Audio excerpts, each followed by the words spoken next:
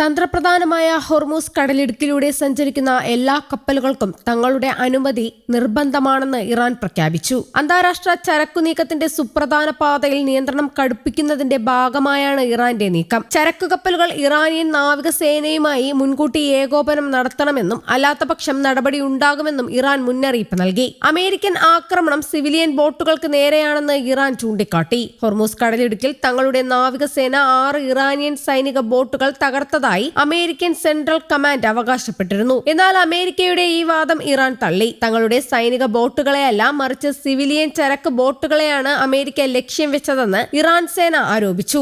ആക്രമണത്തിൽ സിവിലിയന്മാർ കൊല്ലപ്പെട്ടതായും ഇറാൻ വ്യക്തമാക്കി. മേഖലയിലെ സൈനിക സംഘർഷങ്ങളിൽ സൗദി അറേബ്യ കടുത്ത ആശങ്ക രേഖപ്പെടുത്തി. സൈനിക നീക്കങ്ങൾ മേഖലയുടെ സമാധാനത്തിന് ഭീഷണിയാണെന്നും പ്രശ്നങ്ങൾ ചർച്ചകളിലൂടെ പരിഹരിക്കണമെന്നും സൗദി ഭരണകൂടം ആവശ്യപ്പെട്ടു. സംയമനം പാലിക്കണമെന്ന് എല്ലാ കക്ഷികളോടും സൗദി അഭ്യർത്ഥിച്ചു. അതേസമയം പ്രതിസന്ധി പരിഹരിക്കാനുള്ള നയതന്ത്ര നീക്കങ്ങളുടെ ഭാഗമായി ഇറാൻ വിദേശകാര്യമന്ത്രി അബ്ബാസ് അരാക്ചി ചൈനയിലേക്ക് തിരിച്ചു. റഷ്യയുടെയും ചൈനയുടെയും പിന്തുണയോടെ നിലവിലെ ഉപരോധങ്ങളെയും സൈനിക സമ്മർദ്ദങ്ങളെയും മറികടക്കാമെന്നാണ് ഇറാന്റെ പ്രതീക്ഷ. ചൈനീസ് കപ്പലുകൾക്ക് കടലിടുക്കിലൂടെ സുഗമമായി കടന്നുപോകാൻ ഇറാൻ നേരത്തെ തന്നെ അനുമതി നൽകിയിരുന്നു. അതേസമയം ഇറാനെ ഭൂമുഖത്ത് നിന്ന് തുടച്ചുമാറ്റുമെന്ന ഭീഷണിയുമായി അമേരിക്കൻ പ്രസിഡന്റ് ഡൊണാൾഡ് ട്രംപ് രംഗത്തെത്തി. അന്താരാഷ്ട്ര കപ്പൽ പാതകളിൽ അമേരിക്കൻ കപ്പലുകളെ ഇറാൻ ലക്ഷ്യമിടുകയാണെന്ന രഹസ്യാന്വേഷണ റിപ്പോർട്ടുകൾക്ക് പിന്നാലെയാണ് ട്രംപിന്റെ ഈ ഭീഷണി. അമേരിക്കൻ നാവികസേനയുടെ കപ്പലുകൾക്കോ ചരക്ക് കപ്പലുകൾക്കോ നേരെ ഇറാൻ എന്തെങ്കിലും തരത്തിലുള്ള പ്രകോപനം സൃഷ്ടിച്ചാൽ അതിന് വലിയ വില നൽകേണ്ടി വരുമെന്നാണ് ട്രംപിന്റെ ഭീഷണി. ഇറാനിയൻ സായുധ ബോട്ടുകൾ അമേരിക്കൻ കപ്പലുകളെ പിന്തുടരുന്നതായും അവയെ തടസ്സപ്പെടുത്താൻ ശ്രമിക്കുന്നതായും പെന്റഗൺ റിപ്പോർട്ട് ചെയ്തതിന് പിന്നാലെയാണ് ട്രംപ് സോഷ്യൽ മീഡിയയിലൂടെയും വാർത്താ സമ്മേളനത്തിലൂടെയും നിലപാട് വ്യക്തമാക്കിയത്.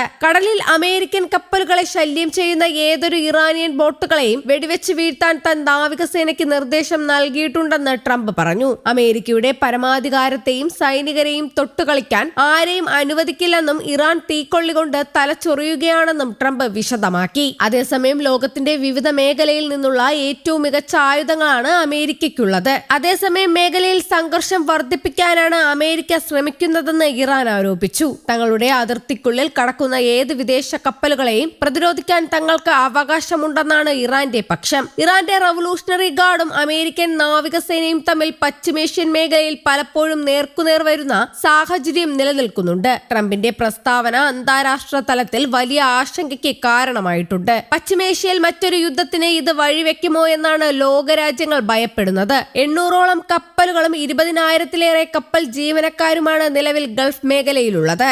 News desk, Kerala Kaumudi.